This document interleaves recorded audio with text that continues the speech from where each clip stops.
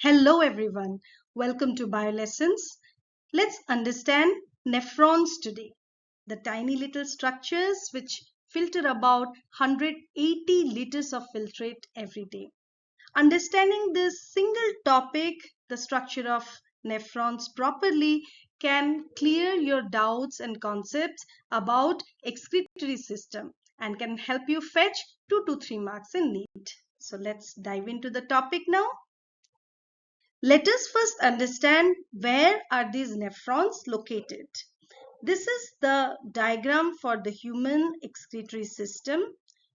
Humans have a pair of kidney, a pair of ureter, one urinary bladder and an urethra through which urine passes out.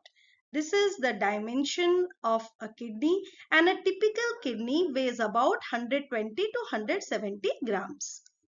Coming to the structure of kidney, it is bean shaped, and this is its convex part and this is the concave part. Now the kidney has an outer tough layer which is called as renal capsule. This is your renal capsule. Inside the renal capsule you have outer layer which is called as a cortex, and when you go inside, the inside layer is known as medulla. So light pink is your cortex and deep pink layer is your medulla. Now this medulla is divided into conical masses which are known as medullary pyramid. Now what happens? The cortex extends into the medulla in the form of columns. These extensions of cortex into the medulla are known as renal columns of Bertini. Okay, this is very important. So these are your renal columns of Bertini. Now the medullary pyramid, it projects into calyx. This part is your calyx, and the calyces, they further open into your renal pelvis. Okay, and renal pelvis finally opens into the ureter. In the concave part you have a medial depression, and this is known as hilum. This is again very important. Hilum is the region from which renal artery, renal vein and the ureter comes out. Clear about this? Inside a kidney, which is the main excretory organ, there are many nephrons present. About some 1 million nephrons are present in the kidney, and as it is the main structure which is present in the kidney, they are known as the structural unit of the kidney. Also, nephron is the main site where the urine formation takes place. That is why it is also called as the functional unit of kidney. Okay, so the structural and functional unit of kidney is known as nephrons. So what are the main parts of a nephron? A nephron is made up of two parts, renal corpuscle and renal tubule. So this renal corpuscle and renal tubule make up a nephron. Let's understand it clearly with a diagram. This is the structure of a nephron, and a typical nephron is made up of two main parts, as I already discussed. Renal corpuscle, which is otherwise known as Malpighian body. Point to be noted, don't confuse it with Malpighian tubule, which is the excretory structure of cockroach, right? Second part is your renal tubule. Okay, so let us see what are these two made up of. Now this is your renal corpuscle, the corpuscle like structure which you see, it is your renal corpuscle, and it is again made up of two main parts, glomerulus and Bowman's capsule. When afferent arteriole, that is a fine branching of the renal artery, it branches further, it forms a tuft of capillary network. This tuft of capillary network is known as glomerulus. Okay, and this is the afferent arteriole which carries in the blood to the glomerulus, and this is the efferent arteriole that carries away the blood from the glomerulus. And what is Bowman's capsule? Bowman's capsule is the starting point of renal tubule. It is the double layered cup shaped structure that supports the glomerulus. Clear? Okay. Next part is the tubular structure that follows the Bowman's capsule. That is known as the renal tubule, and it is made up of four main parts. In the proximal end and the distal end, if you note, we can see highly coiled structure. Those highly coiled structures in the proximal end is known as proximal convoluted tubule, and the distal end it is known as distal convoluted tubule. Okay. In between, there is a U-shaped structure which is known as the Henle's loop or loop of Henle. Now, this loop of Henle has two limbs. Okay, the part that goes down to the cortex, that is known as descending limb of loop of Henle, and the part that ascends or goes up from the cortex, that is known as ascending limb of loop of Henle. Is that clear? Now, this distal convoluted tubule ends up in another tube-like structure, and it is known as collecting duct. So, PCT, Henle's loop, DCT and collecting duct together form this renal tubule. Another structure important here is vasa recta.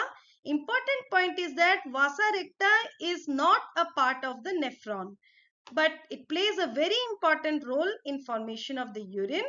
Let's understand its structure now. What exactly happens when the efferent arteriole that carries away the blood from glomerulus, it comes out, it branches into a network of capillary. And this network of capillary surrounds the Henle's loop. And that part of the network of capillary which is parallel to the loop of Henle and is U-shaped in structure, that is known as vasa recta. Clear? So this is the structure of a nephron. Let's understand what are this functional role. Let us understand functional role of each part. Renal corpuscle performs ultrafiltration of the blood. Okay. So what exactly happens here? This is your glomerulus. This is the afferent arteriole which carries in the blood to the glomerulus, and this is the efferent arteriole which carries away the blood from the glomerulus. Now if you see, the afferent arteriole is wider than the efferent arteriole, and this difference in the diameter creates a pressure difference, and the blood reaching the glomerulus is allowed to pass under a very high pressure through a selectively permeable membrane. Now, this ultrafiltration creates the filtrate which is present in the Bowman's capsule.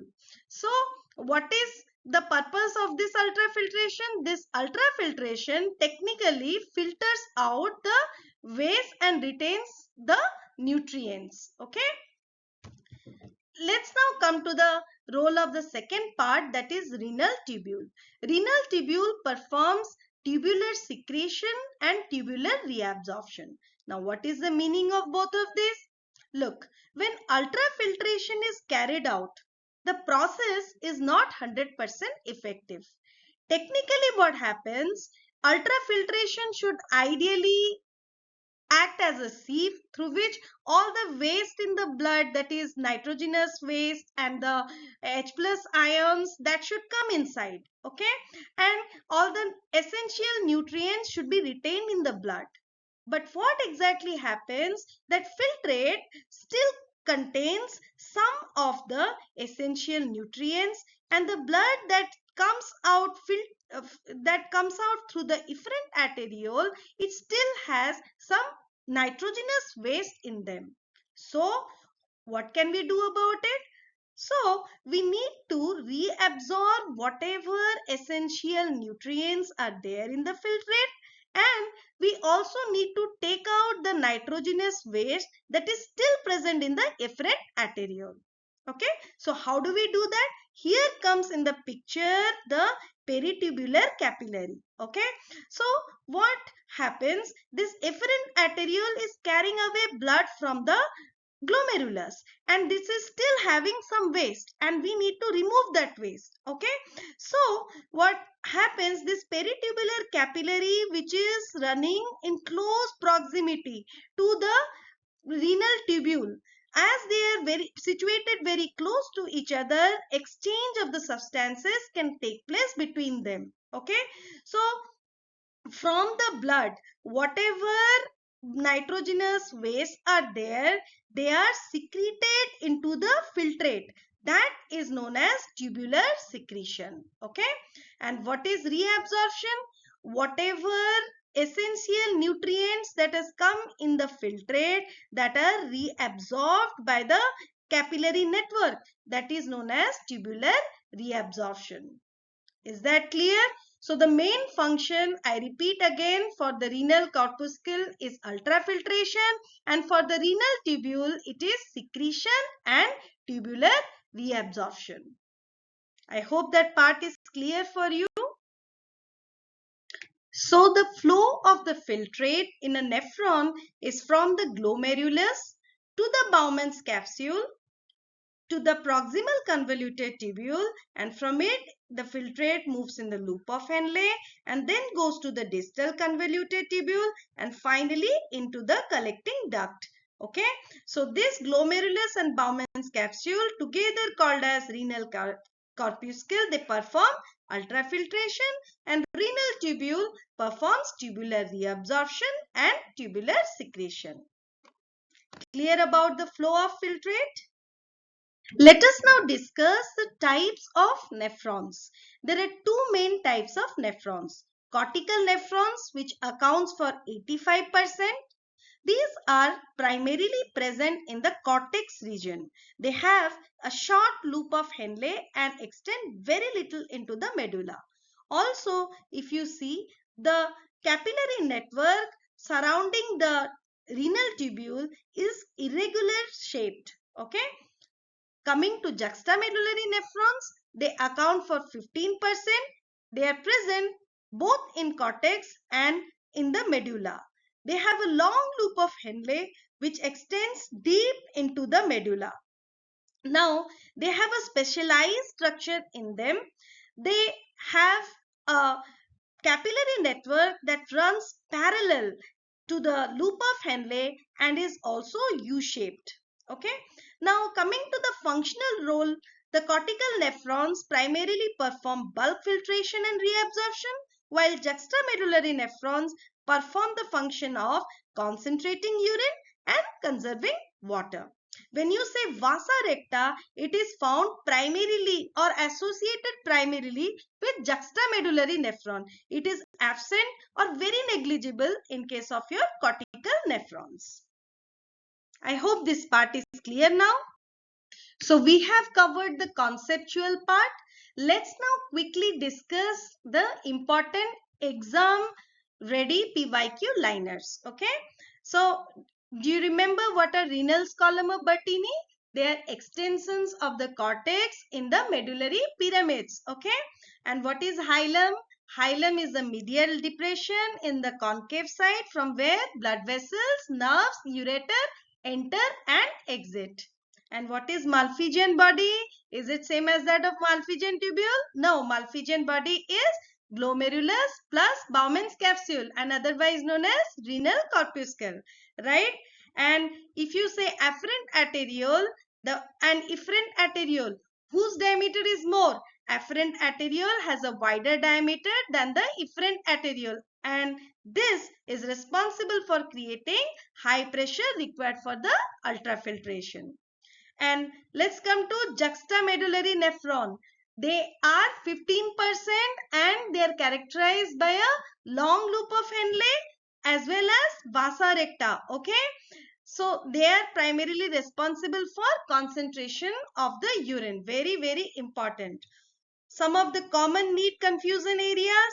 So which of the following is not a part of nephron? If it comes, then your answer should be vasa recta. Is collecting duct a part of Malpighian body? No, Malpighian body is made up of glomerulus and Bowman's capsule. Are renal columns same as that of renal pyramids? No. Renal columns or columns of Bertini are extensions of the cortex into the medulla, right? So these are the ultra important liners. Please revise them before the exam. This is the nephron structure explained in the easiest way possible. Next class, we will be looking into how is urine formed and what are the steps involved in it. If you found this video to be useful, please do like it, subscribe to my channel and share the video with your friends.